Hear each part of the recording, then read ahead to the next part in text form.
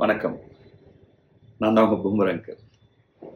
So வழக்கம் போல் boomer uncle அப்படின்ற இந்த சேனலில் நம்ம நிறைய விஷயங்களை பேசுவோம், பகிர்ந்துப்போம். அந்த மாதிரி இன்னைக்கு என்ன பண்ண போகிறோம் அப்படின்னு பார்த்தீங்கன்னா, ஒரு முக்கியமான விஷயத்தில் நம்மளும் ஜாயின் பண்ணுறோம். என்ன அப்படின்னு பார்க்குறீங்களா? சினிமா தான். சினிமா அப்படின்றது எல்லாராலையும் ரசிக்கப்படுற ஒரு விஷயம்.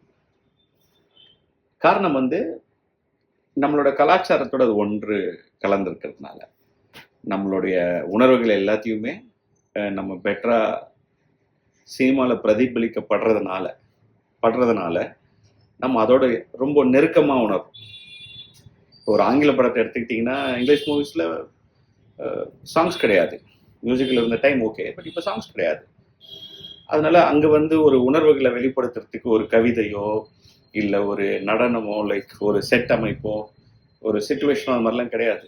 நம்ம ஊரில் அப்படி கிடையாது. ஒரு சாங் லாஜிக்கலாக இல்லையான்றதுலாம் விட்டுடுவோம், பட் என்டர்டெய்னிங்காக இருக்கும், எமோஷன் டச் பண்ணுறதா இருக்கும். ஸோ ஒரு லவ் சாங்காக இருந்ததுன்னா அதுக்கேற்ற ஒரு மொமெண்ட்டு, அதுக்கேற்ற ஒரு பாட்டு, அதுக்கேற்ற ஒரு கேப்சரிங். பேத்தோஸாக இருந்தால் அந்த மாதிரி, ஃப்ரெண்ட்லியாக இருந்தால் அப்படி, பார்ட்டியாக இருந்தால் அப்படி, டிஸ்கோவாக இருந்தால் அப்படி. ஸோ இது ஒரு எக்ஸாம்பிள் தான். ஸோ ஏன் சினிமா எல்லாராலையும் கனெக்ட் பண்ண முடியுதுன்னா, நம்மளோட எமோஷன்ஸை அங்கே பிரதிபலிச்சு அதை வந்து விஷுவலாக காமிக்கிற ஒரு கண்ட்ரோல்டு மீடியம் இருக்கிறதுனால, எல்லா எமோஷனுக்கும் அங்கே ஒரு ரெஃபரன்ஸ் பாயிண்ட் நம்மளுக்கு இருக்கிறதுனால வி இமீடியட்லி கெட் அட்ராக்டட். அதனால தான் சினிமா எல்லா தரப்புனாலையும் பேசப்படுது. சினிமா மட்டுமே சில தரவுகளில் பேசப்படுது.